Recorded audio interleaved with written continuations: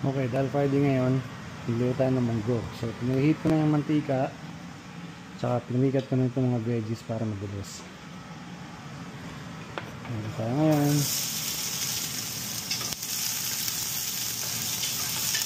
Tignan ng luya.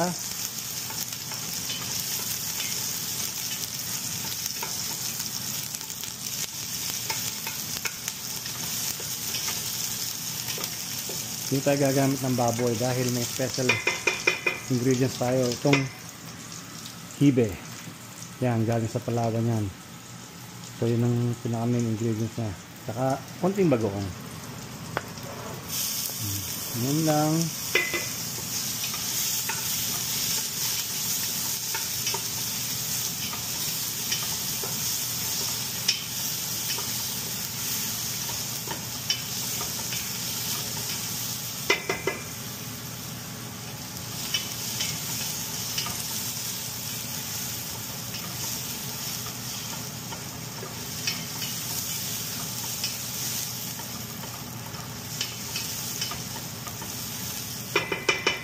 So, luya, bawang sibuyas, kamatis.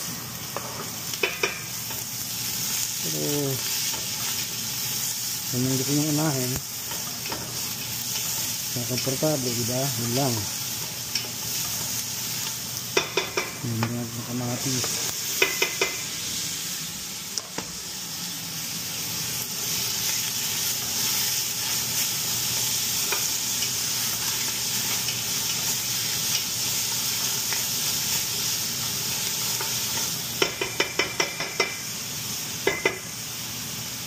Tapos yan, ano yun lang, gisa lang.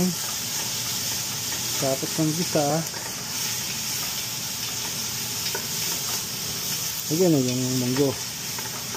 Yun ang kadili lang. Tapos yung special natin yung hibe.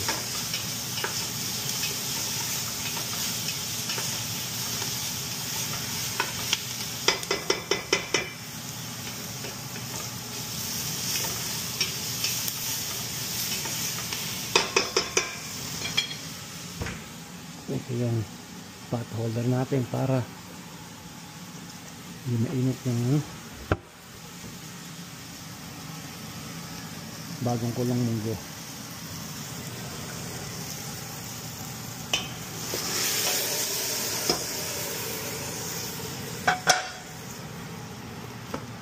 Yun lang. Tapos yun ang kadali, kabilis.